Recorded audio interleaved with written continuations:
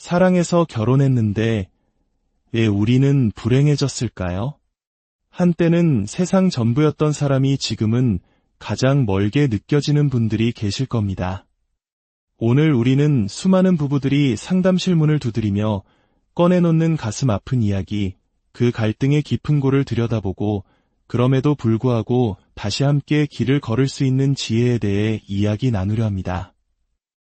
이 이야기가 당신의 마음에 작은 울림을 준다면 잠시 시간을 내어 저희의 여정에 동참해 주십시오. 당신의 구독과 공유가 더 많은 이들에게 따뜻한 위로를 전하는 빛이 될 것입니다. 당신의 오늘이 평안하기를 기원하며 이제 시작하겠습니다. 부부 상담을 찾아오시는 분들의 이유는 놀랍도록 한 가지로 모아집니다. 바로 안 맞아요 라는 말입니다. 성격이 안 맞고 돈 씀씀이가 안 맞고 잠자리가 안 맞고 삶의 속도가 맞지 않습니다. 심지어 가족이 함께 꿈꾸는 행복의 그림마저 서로 다릅니다. 이 모든 안 맞는 것들이 쌓여 서로에게 깊은 상처를 남기게 되는 것이죠. 이것은 곧 두 사람 사이의 미세한 조정과 조율이 절실히 필요하다는 신호입니다. 서로가 얼마나 다른 세상에서 살아왔는지, 얼마나 다른 기대를 품고 있는지 제대로 알지 못한 채 오직 자신의 소망만을 목소리 높여 외치고 있기 때문입니다. 그 외침은 상대방에게는 가닿지 않는 공허한 메아리가 될 뿐입니다. 상담 현장에서 마주하는 부부들의 모습은 때로 상상을 초월합니다. 서로에게 차마 입에 담지 못할 욕설을 퍼붓고 어떻게 부부라는 이름으로 함께 살 수 있을까 싶을 정도로 깊은 증오를 드러내기도 합니다. 하지만 이처럼 극단적인 갈등을 겪는 부부들에게도 몇 가지 공통점이 발견됩니다. 가장 큰 문제는 기대의 차이입니다. 나는 당신이 이렇게 해주길 바라는데 당신은 왜 저렇게 행동하는가? 이 기대의 간극이 벌어졌을 때 대부분의 사람들은 자신이 먼저 다가가 그 거리를 좁히려 하기보다 상대방이 변해서 나에게 걸어오기만을 하염없이 기다립니다. 하지만 기억해야 합니다. 이 세상에서 바꾸기 가장 어려운 존재는 바로 남입니다. 배우자 역시 엄연히 나와는 다른 인격체인 남이지요. 가장 쉬운 방법은 내가 변하는 것이지만 우리는 좀처럼 나 자신을 바꿀 이유를 찾지 못합니다. 나는 괜찮아. 나는 노력했어. 나는 잘해왔어. 이런 생각에 빠져 있기 때문입니다. 배우자는 조금도 노력하지 않고 변하지 않는다고 굳게 믿습니다. 그러나 양쪽의 이야기를 차분히 들어보면 진실은 다릅니다. 두 사람 모두 각자의 방식대로 최선을 다해 노력했습니다. 다만 그 노력이 상대방의 눈에는 보이지 않고 귀에는 들리지 않았을 뿐입니다. 사람은 극심한 고통에 처하면 자신에게만 몰두하게 됩니다. 몸이 아주 아플 때 우리는 다른 사람을 돌아볼 여유가 없어지고 조금은 이기적으로 변하는 것과 같은 이치입니다. 부부간의 갈등이 심화되면 마음의 병을 앓는 것과 같아서 내 고통이 너무 크기에 배우자의 아픔과 비명이 보이지 않게 되는 것입니다. 그래서 관계 회복의 첫걸음은 내 아픔을 잠시 내려놓고 상대방의 고통 소리에 먼저 귀를 기울이는 것입니다. 모든 부부에게는 두 가지 종류의 버튼이 있습니다. 하나는 상대방을 폭발하게 만드는 발작 버튼이고 다른 하나는 마음을 편안하게 해주는 안심 버튼입니다. 관계 초기에는 모르고 상대의 발작 버튼을 누르는 경우가 많습니다. 하지만 시간이 흐르고 갈등이 깊어지면 너도 한번 당해봐라 라는 아기를 품고 일부러 그 버튼을 누르기 시작합니다. 이때부터 관계는 파멸을 향해 치닫게 됩니다. 상대의 고통을 즐기는 단계에 이른 부부가 있다면 그들은 반드시 헤어져야 합니다. 그것은 더 이상 사랑이 아닌 서로를 파괴하는 행위일 뿐이기 때문입니다. 행복한 부부라고 해서 발작 버튼이 없는 것은 아닙니다. 그들은 그 버튼의 존재를 알지만 서로를 위해 의식적으로 누르지 않을 뿐입니다. 그리고 나는 이럴 때 정말 힘들어 라고 솔직하게 알려주는 과정을 거칩니다. 상담 현장에서 어떤 말이나 행동이 당신을 가장 고통스럽게 합니까? 라고 물으면 서로의 발작 버튼을 이미 알고 있는 경우도 있지만, 아, 당신이 그것 때문에 그렇게 힘들었구나 라며 처음 알게 되는 경우도 많습니다. 이렇게 서로의 아픔을 알게 되는 것만으로도 관계는 회복의 실마리를 찾게 됩니다. 이제 알았으니 다시는 누르지 않을게, 이 약속 하나만으로도 많은 것이 변할 수 있습니다. 그렇다면 관계를 파괴하는 가장 치명적인 발작 버튼에는 어떤 것들이 있을까요? 첫째는 무시입니다. 무시는 상대방을 나보다 낮은 존재로 여기거나 아예 없는 사람처럼 취급하는 행위입니다. 이는 상대방의 존재 자체를 부정하는 것과 같습니다. 특히 많은 남성들이 아내의 무시를 견디지 못하고 그 순간 물리적인 폭력이나 심한 욕설로 폭발하는 경우가 많습니다. 무시는 상대가 평생 누구에게도 들키고 싶지 않았던 깊은 콤플렉스와 연결되어 있을 때가 많습니다. 그 주제가 언급되는 순간 이성의 끈은 끊어지고 맙니다. 말하지 않아도 내 마음을 알아주겠지라고 기대해선 안 됩니다. 부부 사이는 객관식 시험이 아닙니다. 정답이 적힌 주관식 문제지를 서로에게 보여줘야 합니다. 나는 이러이러하니 부디 조심해줘 라고 명확히 알려주어야 상대도 알 수 있고 조심할 수 있습니다. 둘째는 상대방의 가족을 공격하는 것입니다. 배우자의 가족에 대해 험담하거나 비난하는 것은 그 사람의 뿌리, 즉 근원을 공격하는 행위입니다. 나의 부끄러운 부분을 드러내는 것보다 더 큰 상처를 줄 수 있는 치명적인 행동입니다. 지금 내 곁에 있는 사람, 그 자체에만 집중해야 합니다. 그 사람의 과거와 가족이 그에게 어떤 영향을 주었든 그것은 부부싸움의 주제가 되어서는 안 됩니다. 셋째, 그리고 아마도 가장 중요한 것은 상대방의 외모를 건드리지 않는 것입니다. 외모에 대한 콤플렉스는 한 사람의 자존감을 송두리째 흔들 수 있습니다. 배우자가 내 외모의 단점을 지적하는 순간 모든 관계가 틀어지는 경우가 부지기수입니다. 실제 상담 사례 중 키가 작은 아내에게 남편이 평생 키 작다는 농담을 던졌던 부부가 있었습니다. 남편 역시 키가 작았기에 악에 없는 농담이라 생각했지만 아내에게 그 말은 평생의 고통이었습니다. 아내는 남편의 말을 들을 때마다 스스로가 점점 더 작아지는 것 같다고 했습니다. 결국 아내는 남몰래 키 크는 수술까지 예약했습니다. 이 사실을 알게 된 남편은 애 그런 짓을 하냐고 다그쳤고 아내는 울부짖었습니다. 평생 당신이 나를 작다고 하지 않았느냐. 다른 사람은 몰라도 당신만은 나에게 그러면 안 됐다고 말입니다. 결국 그 부부는 이혼했습니다. 남편이 자신의 존재감을 모두 짓밟아버렸다고 느꼈기 때문입니다. 남들이 보기엔 사소해 보일지 몰라도 한 사람에게는 이혼의 충분한 이유가 될 수 있습니다. 그렇다면 피할 수 없는 싸움이 시작되었을 때 우리는 어떻게 해야 파국을 막을 수 있을까요? 전문가들은 세 가지를 바꾸라고 조언합니다. 바로 시간, 공간, 그리고 사람입니다. 첫째, 시간을 바꾸라는 것은 지금 당장 끝장을 보려 하지 말라는 의미입니다. 감정이 격해졌을 때는 합리적인 해결책이 나올 수 없습니다. 잠시 숨을 고르고 머리가 차가워졌을 때 다시 이야기하면 훨씬 좋은 해법을 찾을 수 있습니다. 둘째, 공간을 바꾸라는 것입니다. 안방에서 싸웠다면 거실로 나오는 것만으로도 분위기가 환기됩니다.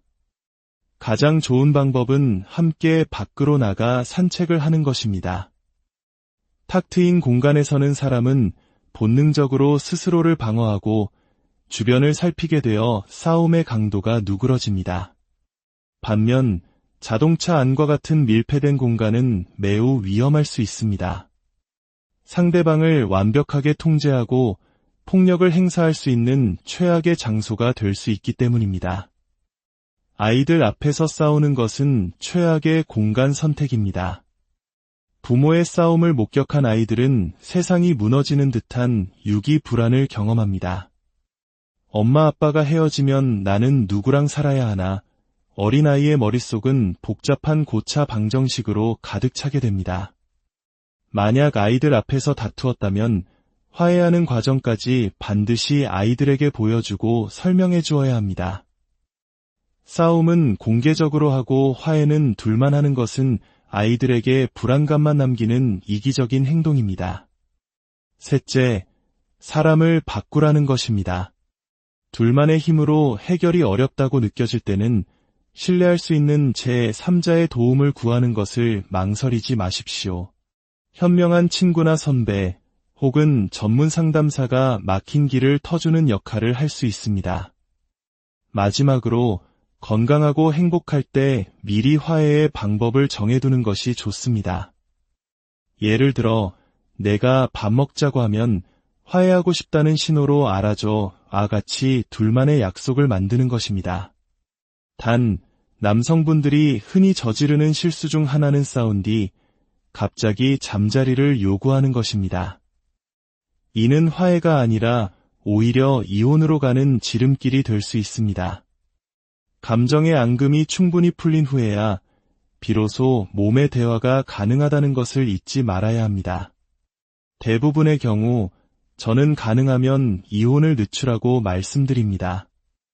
노력해볼 수 있는 방법이 남아있다면 끝까지 시도해보는 것이 후회를 남기지 않는 길이기 때문입니다. 하지만 더 이상 관계를 지속하는 것이 서로를 파괴하는 일일 뿐인 경우가 있습니다. 반드시 이혼을 고려해야 하는 세 가지 상황입니다. 첫째, 지속적인 폭력이 있는 경우입니다. 한 번의 실수는 용서할 수 있을지 모릅니다. 하지만 폭력이 반복된다면 그것은 실수가 아닌 학대입니다. 학대는 사랑이 아닙니다. 이혼 후에도 폭력적인 배우자는 상대를 찾아와 해를 끼칠 수 있으므로 반드시 법적인 보호장치를 마련해야 합니다. 둘째, 습관적인 외도입니다. 외도는 상대방의 마음을 불태워 죄로 만드는 잔인한 행위입니다. 한 사람의 인생 전체를 무의미하고 값싼 것으로 취급하는 기만입니다. 상습적이고 악의적인 외도에도 불구하고 관계를 끊지 못하는 것은 외도를 한 사람뿐만 아니라 당하는 사람 역시 관계 중독 상태일 수 있습니다. 고통스럽더라도 이 사람 없이는 살 수 없다는 생각에 빠져 있는 것입니다. 이는 스스로의 삶을 포기하는 것과 같습니다. 전문가의 도움을 받아 내 삶의 주도권을 되찾고 그 후에 관계를 결정해야 합니다. 셋째, 심각한 중독 문제입니다. 알코올, 도박, 게임 중독 등은 한 사람의 의지만으로 해결할 수 있는 문제가 아닙니다. 한 사람이 중독에 빠지면 그를 돌보는 배우자 역시 돌봄 중독에 빠져 자신의 인생을 모두 소진하게 됩니다. 이런 경우 함께 있으면 모두가 파괴될 뿐입니다. 오히려 이혼을 통해 각자의 삶을 되찾았을 때 두 사람 모두 건강해지는 경우가 훨씬 많습니다. 우리는 흔히 금실 좋은 부부들을 보며 부러워합니다. 저 집은 아무런 문제도 없어 보이고 모든 것을 다 가진 것처럼 보입니다. 하지만 세상에 문제없는 부부는 없습니다. 다만 그들은 우리와 몇 가지 다른 특징을 가지고 있을 뿐입니다. 첫째, 그들은 이혼하자는 말을 쉽게 내뱉지 않습니다. 말이 씨가 된다는 속담처럼 이혼이라는 말을 자주 하는 부부는 결국 정말 이혼하게 될 확률이 높습니다. 대신 그들은 괜찮아, 그럴 수 있어 라는 말을 자주 합니다. 이 말은 사랑해보다 더 깊은 의미를 담고 있습니다.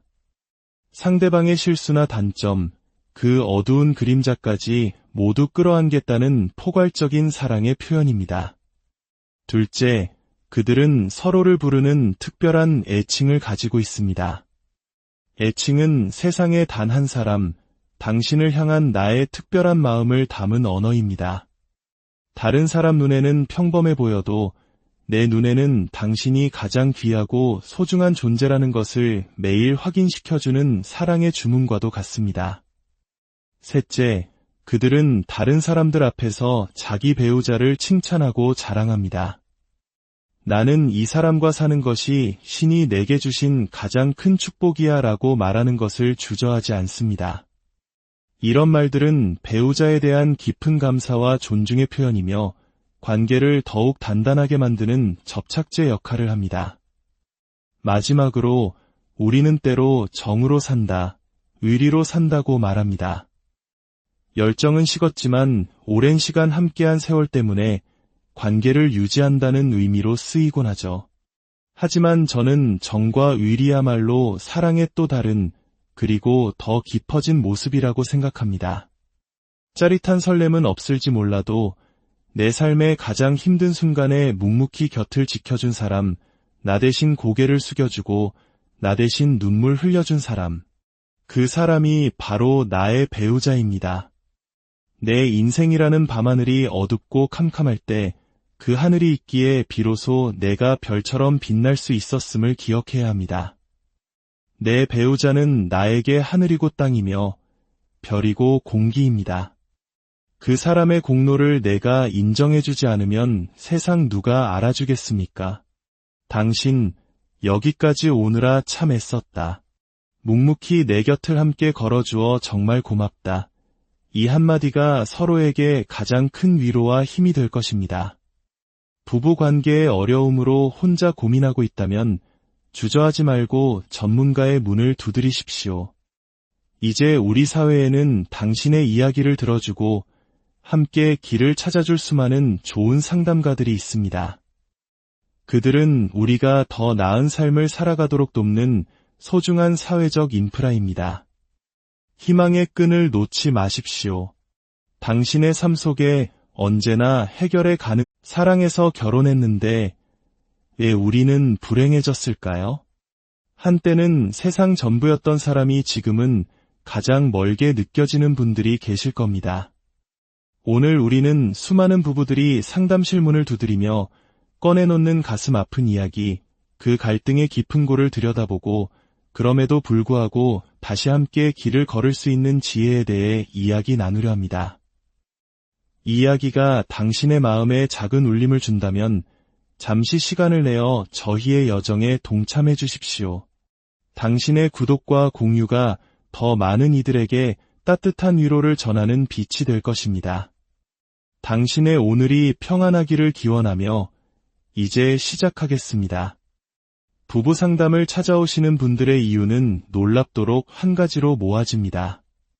바로 안 맞아요 라는 말입니다.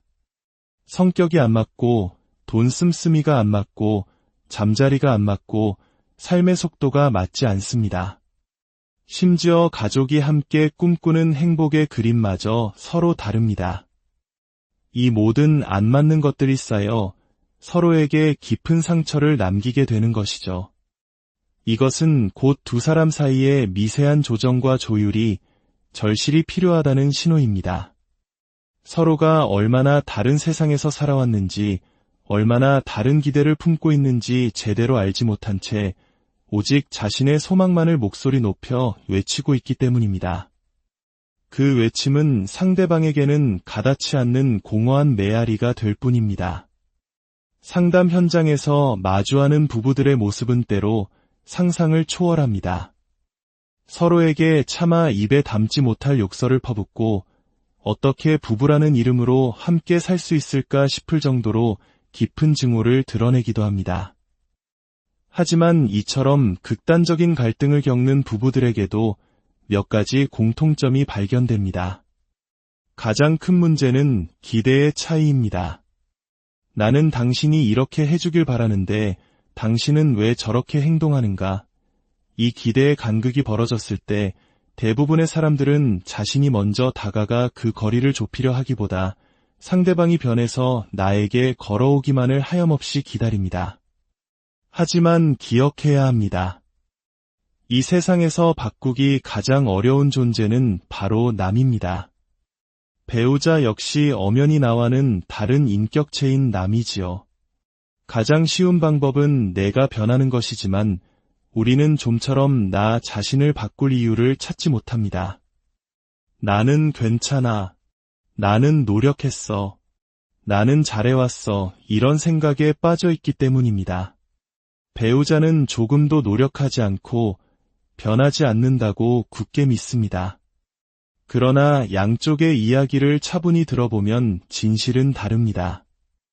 두 사람 모두 각자의 방식대로 최선을 다해 노력했습니다. 다만 그 노력이 상대방의 눈에는 보이지 않고 귀에는 들리지 않았을 뿐입니다. 사람은 극심한 고통에 처하면 자신에게만 몰두하게 됩니다. 몸이 아주 아플 때 우리는 다른 사람을 돌아볼 여유가 없어지고 조금은 이기적으로 변하는 것과 같은 이치입니다. 부부간의 갈등이 심화되면 마음의 병을 앓는 것과 같아서 내 고통이 너무 크기에 배우자의 아픔과 비명이 보이지 않게 되는 것입니다. 그래서 관계 회복의 첫걸음은 내 아픔을 잠시 내려놓고 상대방의 고통 소리에 먼저 귀를 기울이는 것입니다. 모든 부부에게는 두 가지 종류의 버튼이 있습니다. 하나는 상대방을 폭발하게 만드는 발작 버튼이고 다른 하나는 마음을 편안하게 해주는 안심 버튼입니다. 관계 초기에는 모르고 상대의 발작 버튼을 누르는 경우가 많습니다. 하지만 시간이 흐르고 갈등이 깊어지면 너도 한번 당해봐라 라는 아기를 품고 일부러 그 버튼을 누르기 시작합니다. 이때부터 관계는 파멸을 향해 치닫게 됩니다. 상대의 고통을 즐기는 단계에 이른 부부가 있다면 그들은 반드시 헤어져야 합니다. 그것은 더 이상 사랑이 아닌 서로를 파괴하는 행위일 뿐이기 때문입니다. 행복한 부부라고 해서 발작 버튼이 없는 것은 아닙니다. 그들은 그 버튼의 존재를 알지만 서로를 위해 의식적으로 누르지 않을 뿐입니다. 그리고 나는 이럴 때 정말 힘들어 라고 솔직하게 알려주는 과정을 거칩니다. 상담 현장에서 어떤 말이나 행동이 당신을 가장 고통스럽게 합니까? 라고 물으면 서로의 발작 버튼을 이미 알고 있는 경우도 있지만 당신이 그것 때문에 그렇게 힘들었구나 라며 처음 알게 되는 경우도 많습니다. 이렇게 서로의 아픔을 알게 되는 것만으로도 관계는 회복의 실마리를 찾게 됩니다. 이제 알았으니 다시는 누르지 않을게 이 약속 하나만으로도 많은 것이 변할 수 있습니다. 그렇다면 관계를 파괴하는 가장 치명적인 발작 버튼에는 어떤 것들이 있을까요? 첫째는 무시입니다. 무시는 상대방을 나보다 낮은 존재로 여기거나 아예 없는 사람처럼 취급하는 행위입니다.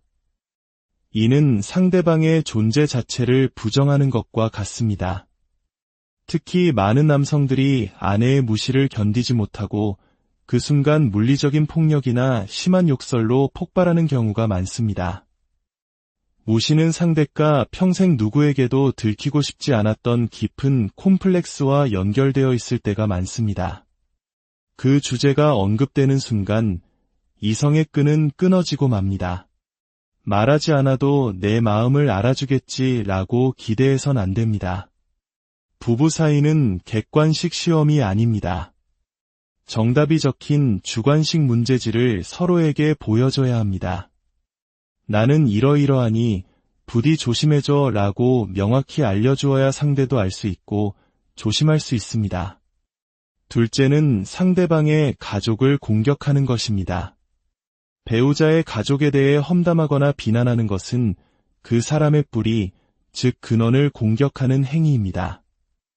나의 부끄러운 부분을 드러내는 것보다 더 큰 상처를 줄 수 있는 치명적인 행동입니다. 지금 내 곁에 있는 사람, 그 자체에만 집중해야 합니다. 그 사람의 과거와 가족이 그에게 어떤 영향을 주었든 그것은 부부싸움의 주제가 되어서는 안 됩니다. 셋째, 그리고 아마도 가장 중요한 것은 상대방의 외모를 건드리지 않는 것입니다. 외모에 대한 콤플렉스는 한 사람의 자존감을 송두리째 흔들 수 있습니다. 배우자가 내 외모의 단점을 지적하는 순간 모든 관계가 틀어지는 경우가 부지기수입니다. 실제 상담 사례 중 키가 작은 아내에게 남편이 평생 키 작다는 농담을 던졌던 부부가 있었습니다. 남편 역시 키가 작았기에 악에 없는 농담이라 생각했지만 아내에게 그 말은 평생의 고통이었습니다. 아내는 남편의 말을 들을 때마다 스스로가 점점 더 작아지는 것 같다고 했습니다. 결국 아내는 남몰래 키 크는 수술까지 예약했습니다. 이 사실을 알게 된 남편은 왜 그런 짓을 하냐고 다그쳤고 아내는 울부짖었습니다. 평생 당신이 나를 작다고 하지 않았느냐. 다른 사람은 몰라도 당신만은 나에게 그러면 안 됐다고 말입니다. 결국 그 부부는 이혼했습니다. 남편이 자신의 존재감을 모두 짓밟아버렸다고 느꼈기 때문입니다. 남들이 보기엔 사소해 보일지 몰라도 한 사람에게는 이혼의 충분한 이유가 될 수 있습니다. 그렇다면 피할 수 없는 싸움이 시작되었을 때 우리는 어떻게 해야 파국을 막을 수 있을까요? 전문가들은 세 가지를 바꾸라고 조언합니다. 바로 시간, 공간, 그리고 사람입니다. 첫째, 시간을 바꾸라는 것은 지금 당장 끝장을 보려 하지 말라는 의미입니다. 감정이 격해졌을 때는 합리적인 해결책이 나올 수 없습니다. 잠시 숨을 고르고 머리가 차가워졌을 때 다시 이야기하면 훨씬 좋은 해법을 찾을 수 있습니다. 둘째, 공간을 바꾸라는 것입니다. 안방에서 싸웠다면 거실로 나오는 것만으로도 분위기가 환기됩니다. 가장 좋은 방법은 함께 밖으로 나가 산책을 하는 것입니다. 탁 트인 공간에 서는 사람은 본능적으로 스스로를 방어하고 주변을 살피게 되어 싸움의 강도가 누그러집니다. 반면 자동차 안과 같은 밀폐된 공간은 매우 위험할 수 있습니다. 상대방을 완벽하게 통제하고 폭력을 행사할 수 있는 최악의 장소가 될 수 있기 때문입니다. 아이들 앞에서 싸우는 것은 최악의 공간 선택입니다. 부모의 싸움을 목격한 아이들은 세상이 무너지는 듯한 유기 불안을 경험합니다. 엄마 아빠가 헤어지면 나는 누구랑 살아야 하나, 어린아이의 머릿속은 복잡한 고차 방정식으로 가득 차게 됩니다. 만약 아이들 앞에서 다투었다면 화해하는 과정까지 반드시 아이들에게 보여주고 설명해 주어야 합니다. 싸움은 공개적으로 하고 화해는 둘만 하는 것은 아이들에게 불안감만 남기는 이기적인 행동입니다. 셋째, 사람을 바꾸라는 것입니다. 둘만의 힘으로 해결이 어렵다고 느껴질 때는 신뢰할 수 있는 제3자의 도움을 구하는 것을 망설이지 마십시오. 현명한 친구나 선배 혹은 전문 상담사가 막힌 길을 터주는 역할을 할 수 있습니다. 마지막으로 건강하고 행복할 때 미리 화해의 방법을 정해두는 것이 좋습니다. 예를 들어 내가 밥 먹자고 하면 화해하고 싶다는 신호로 알아줘 같이 둘만의 약속을 만드는 것입니다. 단, 남성분들이 흔히 저지르는 실수 중 하나는 싸운 뒤 갑자기 잠자리를 요구하는 것입니다. 이는 화해가 아니라 오히려 이혼으로 가는 지름길이 될 수 있습니다. 감정의 앙금이 충분히 풀린 후에야 비로소 몸의 대화가 가능하다는 것을 잊지 말아야 합니다. 대부분의 경우 저는 가능하면 이혼을 늦추라고 말씀드립니다. 노력해볼 수 있는 방법이 남아있다면 끝까지 시도해보는 것이 후회를 남기지 않는 길이기 때문입니다. 하지만 더 이상 관계를 지속하는 것이 서로를 파괴하는 일일 뿐인 경우가 있습니다. 반드시 이혼을 고려해야 하는 세 가지 상황입니다. 첫째, 지속적인 폭력이 있는 경우입니다. 한 번의 실수는 용서할 수 있을지 모릅니다. 하지만 폭력이 반복된다면 그것은 실수가 아닌 학대입니다. 학대는 사랑이 아닙니다. 이혼 후에도 폭력적인 배우자는 상대를 찾아와 해를 끼칠 수 있으므로 반드시 법적인 보호장치를 마련해야 합니다. 둘째, 습관적인 외도입니다. 외도는 상대방의 마음을 불태워 죄로 만드는 잔인한 행위입니다. 한 사람의 인생 전체를 무의미하고 값싼 것으로 취급하는 기만입니다. 상습적이고 악의적인 외도에도 불구하고 관계를 끊지 못하는 것은 외도를 한 사람뿐만 아니라 당하는 사람 역시 관계 중독 상태일 수 있습니다. 고통스럽더라도 이 사람 없이는 살 수 없다는 생각에 빠져 있는 것입니다. 이는 스스로의 삶을 포기하는 것과 같습니다. 전문가의 도움을 받아 내 삶의 주도권을 되찾고 그 후에 관계를 결정해야 합니다. 셋째, 심각한 중독 문제입니다. 알코올, 도박, 게임 중독 등은 한 사람의 의지만으로 해결할 수 있는 문제가 아닙니다. 한 사람이 중독에 빠지면 그를 돌보는 배우자 역시 돌봄 중독에 빠져 자신의 인생을 모두 소진하게 됩니다. 이런 경우 함께 있으면 모두가 파괴될 뿐입니다. 오히려 이혼을 통해 각자의 삶을 되찾았을 때 두 사람 모두 건강해지는 경우가 훨씬 많습니다. 우리는 흔히 금실 좋은 부부들을 보며 부러워합니다. 저 집은 아무런 문제도 없어 보이고 모든 것을 다 가진 것처럼 보입니다. 하지만 세상에 문제없는 부부는 없습니다. 다만 그들은 우리와 몇 가지 다른 특징을 가지고 있을 뿐입니다. 첫째, 그들은 이혼하자는 말을 쉽게 내뱉지 않습니다. 말이 씨가 된다는 속담처럼 이혼이라는 말을 자주 하는 부부는 결국 정말 이혼하게 될 확률이 높습니다. 대신 그들은 괜찮아, 그럴 수 있어 라는 말을 자주 합니다. 이 말은 사랑해보다 더 깊은 의미를 담고 있습니다. 상대방의 실수나 단점, 그 어두운 그림자까지 모두 끌어안겠다는 포괄적인 사랑의 표현입니다. 둘째, 그들은 서로를 부르는 특별한 애칭을 가지고 있습니다. 애칭은 세상에 단 한 사람, 당신을 향한 나의 특별한 마음을 담은 언어입니다. 다른 사람 눈에는 평범해 보여도 내 눈에는 당신이 가장 귀하고 소중한 존재라는 것을 매일 확인시켜주는 사랑의 주문과도 같습니다. 셋째, 그들은 다른 사람들 앞에서 자기 배우자를 칭찬하고 자랑합니다. 나는 이 사람과 사는 것이 신이 내게 주신 가장 큰 축복이야 라고 말하는 것을 주저하지 않습니다. 이런 말들은 배우자에 대한 깊은 감사와 존중의 표현이며 관계를 더욱 단단하게 만드는 접착제 역할을 합니다. 마지막으로 우리는 때로 정으로 산다, 의리로 산다고 말합니다. 열정은 식었지만 오랜 시간 함께한 세월 때문에 관계를 유지한다는 의미로 쓰이곤 하죠. 하지만 저는 정과 의리야말로 사랑의 또 다른 그리고 더 깊어진 모습이라고 생각합니다. 짜릿한 설렘은 없을지 몰라도 내 삶의 가장 힘든 순간에 묵묵히 곁을 지켜준 사람, 나 대신 고개를 숙여주고 나 대신 눈물 흘려준 사람, 그 사람이 바로 나의 배우자입니다.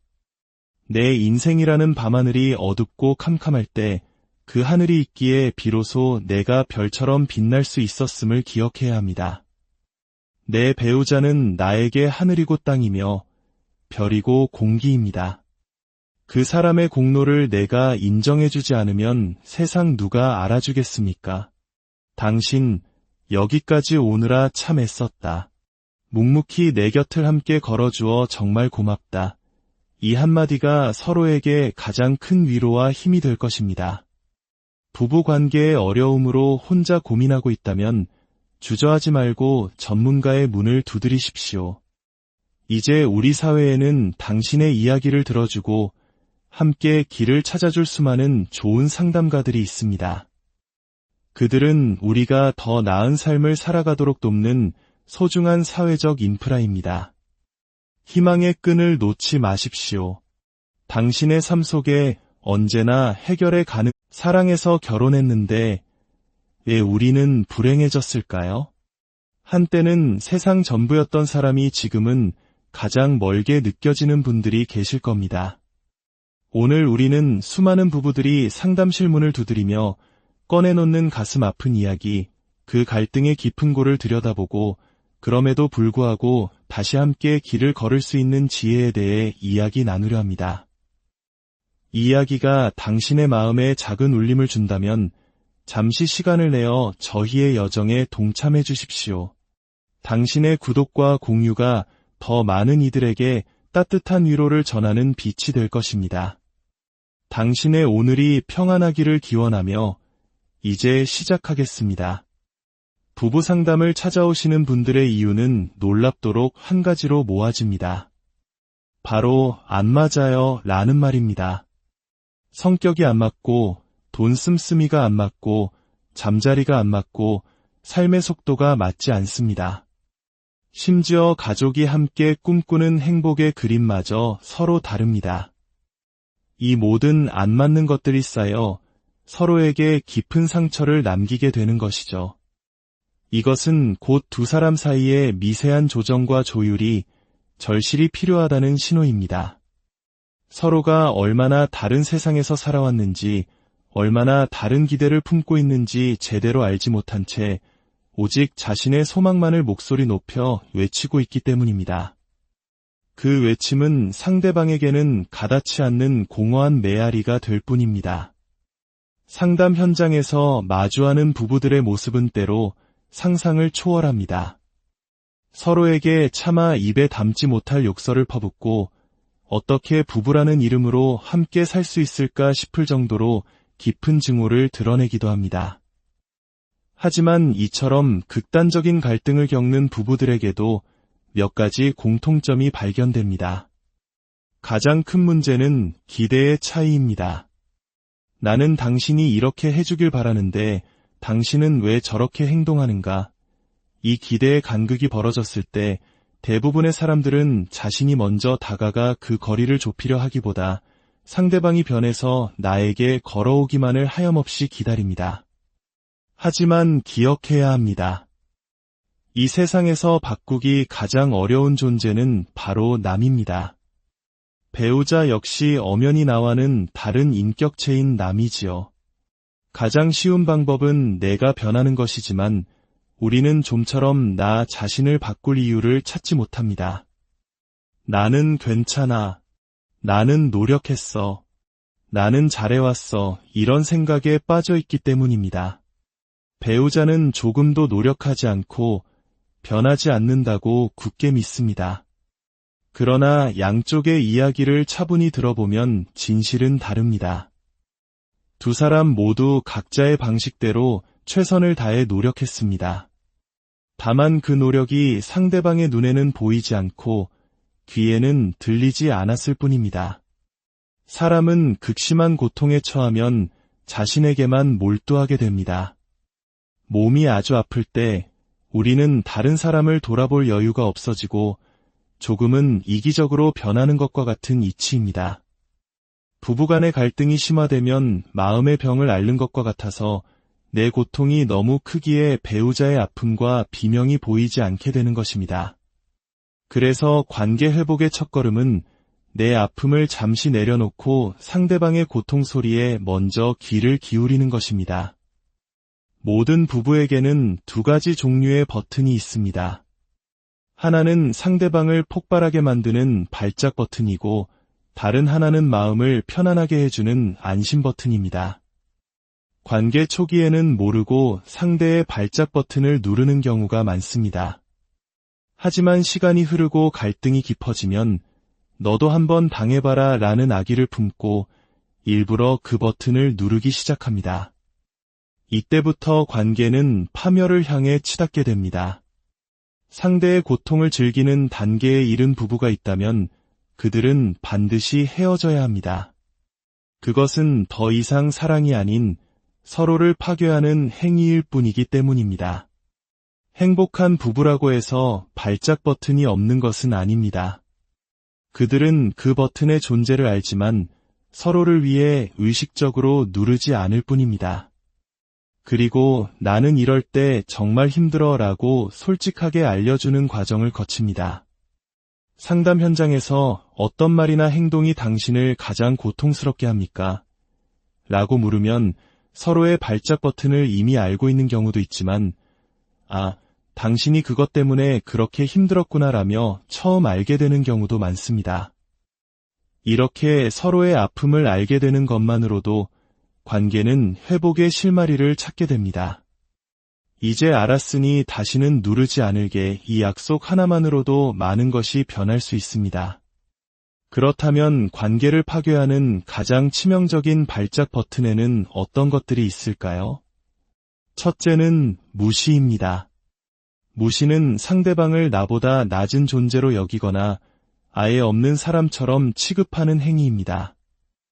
이는 상대방의 존재 자체를 부정하는 것과 같습니다. 특히 많은 남성들이 아내의 무시를 견디지 못하고 그 순간 물리적인 폭력이나 심한 욕설로 폭발하는 경우가 많습니다. 무시는 상대가 평생 누구에게도 들키고 싶지 않았던 깊은 콤플렉스와 연결되어 있을 때가 많습니다. 그 주제가 언급되는 순간 이성의 끈은 끊어지고 맙니다. 말하지 않아도 내 마음을 알아주겠지라고 기대해선 안 됩니다. 부부 사이는 객관식 시험이 아닙니다. 정답이 적힌 주관식 문제지를 서로에게 보여줘야 합니다. 나는 이러이러하니 부디 조심해줘 라고 명확히 알려주어야 상대도 알 수 있고 조심할 수 있습니다. 둘째는 상대방의 가족을 공격하는 것입니다. 배우자의 가족에 대해 험담하거나 비난하는 것은 그 사람의 뿌리, 즉 근원을 공격하는 행위입니다. 나의 부끄러운 부분을 드러내는 것보다 더 큰 상처를 줄 수 있는 치명적인 행동입니다. 지금 내 곁에 있는 사람, 그 자체에만 집중해야 합니다. 그 사람의 과거와 가족이 그에게 어떤 영향을 주었든 그것은 부부싸움의 주제가 되어서는 안 됩니다. 셋째, 그리고 아마도 가장 중요한 것은 상대방의 외모를 건드리지 않는 것입니다. 외모에 대한 콤플렉스는 한 사람의 자존감을 송두리째 흔들 수 있습니다. 배우자가 내 외모의 단점을 지적하는 순간 모든 관계가 틀어지는 경우가 부지기수입니다. 실제 상담 사례 중 키가 작은 아내에게 남편이 평생 키 작다는 농담을 던졌던 부부가 있었습니다. 남편 역시 키가 작았기에 악에 없는 농담이라 생각했지만 아내에게 그 말은 평생의 고통이었습니다. 아내는 남편의 말을 들을 때마다 스스로가 점점 더 작아지는 것 같다고 했습니다. 결국 아내는 남몰래 키 크는 수술까지 예약했습니다. 이 사실을 알게 된 남편은 왜 그런 짓을 하냐고 다그쳤고 아내는 울부짖었습니다. 평생 당신이 나를 작다고 하지 않았느냐. 다른 사람은 몰라도 당신만은 나에게 그러면 안 됐다고 말입니다. 결국 그 부부는 이혼했습니다. 남편이 자신의 존재감을 모두 짓밟아버렸다고 느꼈기 때문입니다. 남들이 보기엔 사소해 보일지 몰라도 한 사람에게는 이혼의 충분한 이유가 될 수 있습니다. 그렇다면 피할 수 없는 싸움이 시작되었을 때 우리는 어떻게 해야 파국을 막을 수 있을까요? 전문가들은 세 가지를 바꾸라고 조언합니다. 바로 시간, 공간, 그리고 사람입니다. 첫째, 시간을 바꾸라는 것은 지금 당장 끝장을 보려 하지 말라는 의미입니다. 감정이 격해졌을 때는 합리적인 해결책이 나올 수 없습니다. 잠시 숨을 고르고 머리가 차가워졌을 때 다시 이야기하면 훨씬 좋은 해법을 찾을 수 있습니다. 둘째, 공간을 바꾸라는 것입니다. 안방에서 싸웠다면 거실로 나오는 것만으로도 분위기가 환기됩니다. 가장 좋은 방법은 함께 밖으로 나가 산책을 하는 것입니다. 탁 트인 공간에 서는 사람은 본능적으로 스스로를 방어하고 주변을 살피게 되어 싸움의 강도가 누그러집니다. 반면 자동차 안과 같은 밀폐된 공간은 매우 위험할 수 있습니다. 상대방을 완벽하게 통제하고 폭력을 행사할 수 있는 최악의 장소가 될 수 있기 때문입니다. 아이들 앞에서 싸우는 것은 최악의 공간 선택입니다. 부모의 싸움을 목격한 아이들은 세상이 무너지는 듯한 유기 불안을 경험합니다. 엄마 아빠가 헤어지면 나는 누구랑 살아야 하나? 어린아이의 머릿속은 복잡한 고차 방정식으로 가득 차게 됩니다. 만약 아이들 앞에서 다투었다면 화해하는 과정까지 반드시 아이들에게 보여주고 설명해 주어야 합니다. 싸움은 공개적으로 하고 화해는 둘만 하는 것은 아이들에게 불안감만 남기는 이기적인 행동입니다. 셋째, 사람을 바꾸라는 것입니다. 둘만의 힘으로 해결이 어렵다고 느껴질 때는 신뢰할 수 있는 제3자의 도움을 구하는 것을 망설이지 마십시오. 현명한 친구나 선배 혹은 전문 상담사가 막힌 길을 터주는 역할을 할 수 있습니다. 마지막으로 건강하고 행복할 때 미리 화해의 방법을 정해두는 것이 좋습니다. 예를 들어 내가 밥 먹자고 하면 화해하고 싶다는 신호로 알아줘 같이 둘만의 약속을 만드는 것입니다. 단, 남성분들이 흔히 저지르는 실수 중 하나는 싸운 뒤 갑자기 잠자리를 요구하는 것입니다. 이는 화해가 아니라 오히려 이혼으로 가는 지름길이 될 수 있습니다. 감정의 앙금이 충분히 풀린 후에야 비로소 몸의 대화가 가능하다는 것을 잊지 말아야 합니다. 대부분의 경우 저는 가능하면 이혼을 늦추라고 말씀드립니다. 노력해볼 수 있는 방법이 남아있다면 끝까지 시도해보는 것이 후회를 남기지 않는 길이기 때문입니다. 하지만 더 이상 관계를 지속하는 것이 서로를 파괴하는 일일 뿐인 경우가 있습니다. 반드시 이혼을 고려해야 하는 3가지 상황입니다. 첫째, 지속적인 폭력이 있는 경우입니다. 한 번의 실수는 용서할 수 있을지 모릅니다. 하지만 폭력이 반복된다면 그것은 실수가 아닌 학대입니다. 학대는 사랑이 아닙니다. 이혼 후에도 폭력적인 배우자는 상대를 찾아와 해를 끼칠 수 있으므로 반드시 법적인 보호장치를 마련해야 합니다. 둘째, 습관적인 외도입니다. 외도는 상대방의 마음을 불태워 죄로 만드는 잔인한 행위입니다. 한 사람의 인생 전체를 무의미하고 값싼 것으로 취급하는 기만입니다. 상습적이고 악의적인 외도에도 불구하고 관계를 끊지 못하는 것은 외도를 한 사람뿐만 아니라 당하는 사람 역시 관계 중독 상태일 수 있습니다. 고통스럽더라도 이 사람 없이는 살 수 없다는 생각에 빠져 있는 것입니다. 이는 스스로의 삶을 포기하는 것과 같습니다.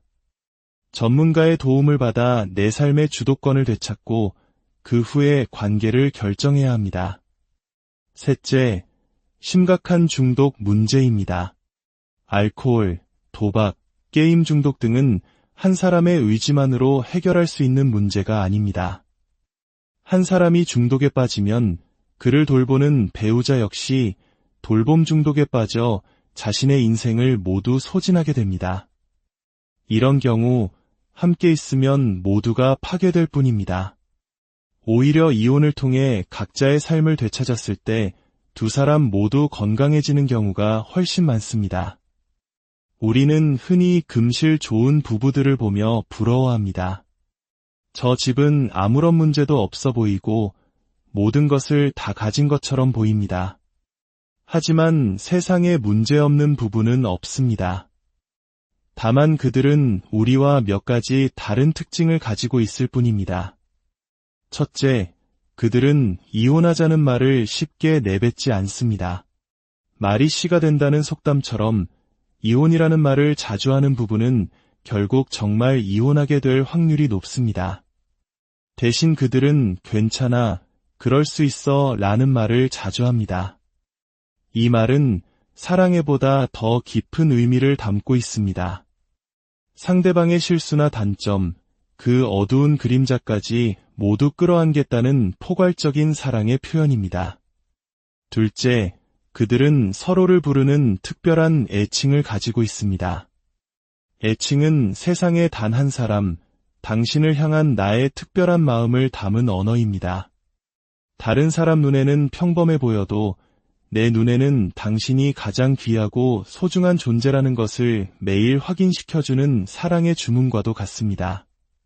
셋째, 그들은 다른 사람들 앞에서 자기 배우자를 칭찬하고 자랑합니다. 나는 이 사람과 사는 것이 신이 내게 주신 가장 큰 축복이야 라고 말하는 것을 주저하지 않습니다. 이런 말들은 배우자에 대한 깊은 감사와 존중의 표현이며 관계를 더욱 단단하게 만드는 접착제 역할을 합니다. 마지막으로 우리는 때로 정으로 산다, 의리로 산다고 말합니다. 열정은 식었지만 오랜 시간 함께한 세월 때문에 관계를 유지한다는 의미로 쓰이곤 하죠. 하지만 저는 정과 의리야말로 사랑의 또 다른 그리고 더 깊어진 모습이라고 생각합니다. 짜릿한 설렘은 없을지 몰라도 내 삶의 가장 힘든 순간에 묵묵히 곁을 지켜준 사람, 나 대신 고개를 숙여주고 나 대신 눈물 흘려준 사람, 그 사람이 바로 나의 배우자입니다. 내 인생이라는 밤하늘이 어둡고 캄캄할 때 그 하늘이 있기에 비로소 내가 별처럼 빛날 수 있었음을 기억해야 합니다. 내 배우자는 나에게 하늘이고 땅이며 별이고 공기입니다. 그 사람의 공로를 내가 인정해주지 않으면 세상 누가 알아주겠습니까? 당신, 여기까지 오느라 참 애썼다. 묵묵히 내 곁을 함께 걸어주어 정말 고맙다. 이 한마디가 서로에게 가장 큰 위로와 힘이 될 것입니다. 부부관계의 어려움으로 혼자 고민하고 있다면 주저하지 말고 전문가의 문을 두드리십시오. 이제 우리 사회에는 당신의 이야기를 들어주고 함께 길을 찾아줄 수많은 좋은 상담가들이 있습니다. 그들은 우리가 더 나은 삶을 살아가도록 돕는 소중한 사회적 인프라입니다. 희망의 끈을 놓지 마십시오. 당신의 삶 속에 언제나 해결의 가능. 사랑해서 결혼했는데 왜 우리는 불행해졌을까요? 한때는 세상 전부였던 사람이 지금은 가장 멀게 느껴지는 분들이 계실 겁니다. 오늘 우리는 수많은 부부들이 상담실 문을 두드리며 꺼내놓는 가슴 아픈 이야기, 그 갈등의 깊은 골을 들여다보고 그럼에도 불구하고 다시 함께 길을 걸을 수 있는 지혜에 대해 이야기 나누려 합니다. 이 이야기가 당신의 마음에 작은 울림을 준다면 잠시 시간을 내어 저희의 여정에 동참해 주십시오. 당신의 구독과 공유가 더 많은 이들에게 따뜻한 위로를 전하는 빛이 될 것입니다. 당신의 오늘이 평안하기를 기원하며 이제 시작하겠습니다. 부부 상담을 찾아오시는 분들의 이유는 놀랍도록 한 가지로 모아집니다. 바로 안 맞아요 라는 말입니다. 성격이 안 맞고 돈 씀씀이가 안 맞고 잠자리가 안 맞고 삶의 속도가 맞지 않습니다. 심지어 가족이 함께 꿈꾸는 행복의 그림마저 서로 다릅니다. 이 모든 안 맞는 것들이 쌓여 서로에게 깊은 상처를 남기게 되는 것이죠. 이것은 곧 두 사람 사이의 미세한 조정과 조율이 절실히 필요하다는 신호입니다. 서로가 얼마나 다른 세상에서 살아왔는지, 얼마나 다른 기대를 품고 있는지 제대로 알지 못한 채 오직 자신의 소망만을 목소리 높여 외치고 있기 때문입니다. 그 외침은 상대방에게는 가닿지 않는 공허한 메아리가 될 뿐입니다. 상담 현장에서 마주하는 부부들의 모습은 때로 상상을 초월합니다. 서로에게 차마 입에 담지 못할 욕설을 퍼붓고 어떻게 부부라는 이름으로 함께 살 수 있을까 싶을 정도로 깊은 증오를 드러내기도 합니다. 하지만 이처럼 극단적인 갈등을 겪는 부부들에게도 몇 가지 공통점이 발견됩니다. 가장 큰 문제는 기대의 차이입니다. 나는 당신이 이렇게 해주길 바라는데 당신은 왜 저렇게 행동하는가? 이 기대의 간극이 벌어졌을 때 대부분의 사람들은 자신이 먼저 다가가 그 거리를 좁히려 하기보다 상대방이 변해서 나에게 걸어오기만을 하염없이 기다립니다. 하지만 기억해야 합니다. 이 세상에서 바꾸기 가장 어려운 존재는 바로 남입니다. 배우자 역시 엄연히 나와는 다른 인격체인 남이지요. 가장 쉬운 방법은 내가 변하는 것이지만 우리는 좀처럼 나 자신을 바꿀 이유를 찾지 못합니다. 나는 괜찮아. 나는 노력했어. 나는 잘해왔어. 이런 생각에 빠져 있기 때문입니다. 배우자는 조금도 노력하지 않고 변하지 않는다고 굳게 믿습니다. 그러나 양쪽의 이야기를 차분히 들어보면 진실은 다릅니다. 두 사람 모두 각자의 방식대로 최선을 다해 노력했습니다. 다만 그 노력이 상대방의 눈에는 보이지 않고 귀에는 들리지 않았을 뿐입니다. 사람은 극심한 고통에 처하면 자신에게만 몰두하게 됩니다. 몸이 아주 아플 때 우리는 다른 사람을 돌아볼 여유가 없어지고 조금은 이기적으로 변하는 것과 같은 이치입니다. 부부간의 갈등이 심화되면 마음의 병을 앓는 것과 같아서 내 고통이 너무 크기에 배우자의 아픔과 비명이 보이지 않게 되는 것입니다. 그래서 관계 회복의 첫걸음은 내 아픔을 잠시 내려놓고 상대방의 고통 소리에 먼저 귀를 기울이는 것입니다. 모든 부부에게는 두 가지 종류의 버튼이 있습니다. 하나는 상대방을 폭발하게 만드는 발작 버튼이고 다른 하나는 마음을 편안하게 해주는 안심 버튼입니다. 관계 초기에는 모르고 상대의 발작 버튼을 누르는 경우가 많습니다. 하지만 시간이 흐르고 갈등이 깊어지면 너도 한번 당해봐라 라는 아기를 품고 일부러 그 버튼을 누르기 시작합니다. 이때부터 관계는 파멸을 향해 치닫게 됩니다. 상대의 고통을 즐기는 단계에 이른 부부가 있다면 그들은 반드시 헤어져야 합니다. 그것은 더 이상 사랑이 아닌 서로를 파괴하는 행위일 뿐이기 때문입니다. 행복한 부부라고 해서 발작 버튼이 없는 것은 아닙니다. 그들은 그 버튼의 존재를 알지만 서로를 위해 의식적으로 누르지 않을 뿐입니다. 그리고 나는 이럴 때 정말 힘들어 라고 솔직하게 알려주는 과정을 거칩니다. 상담 현장에서 어떤 말이나 행동이 당신을 가장 고통스럽게 합니까? 라고 물으면 서로의 발작 버튼을 이미 알고 있는 경우도 있지만 당신이 그것 때문에 그렇게 힘들었구나 라며 처음 알게 되는 경우도 많습니다. 이렇게 서로의 아픔을 알게 되는 것만으로도 관계는 회복의 실마리를 찾게 됩니다. 이제 알았으니 다시는 누르지 않을게 이 약속 하나만으로도 많은 것이 변할 수 있습니다. 그렇다면 관계를 파괴하는 가장 치명적인 발작 버튼에는 어떤 것들이 있을까요? 첫째는 무시입니다. 무시는 상대방을 나보다 낮은 존재로 여기거나 아예 없는 사람처럼 취급하는 행위입니다. 이는 상대방의 존재 자체를 부정하는 것과 같습니다. 특히 많은 남성들이 아내의 무시를 견디지 못하고 그 순간 물리적인 폭력이나 심한 욕설로 폭발하는 경우가 많습니다. 무시는 상대가 평생 누구에게도 들키고 싶지 않았던 깊은 콤플렉스와 연결되어 있을 때가 많습니다. 그 주제가 언급되는 순간 이성의 끈은 끊어지고 맙니다. 말하지 않아도 내 마음을 알아주겠지라고 기대해선 안 됩니다. 부부 사이는 객관식 시험이 아닙니다.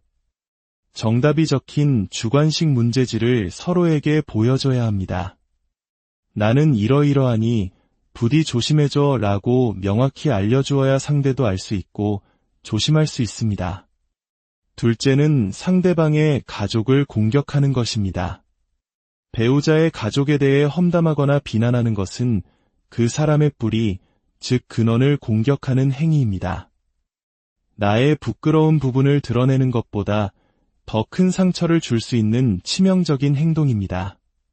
지금 내 곁에 있는 사람, 그 자체에만 집중해야 합니다. 그 사람의 과거와 가족이 그에게 어떤 영향을 주었든 그것은 부부싸움의 주제가 되어서는 안 됩니다. 셋째, 그리고 아마도 가장 중요한 것은 상대방의 외모를 건드리지 않는 것입니다.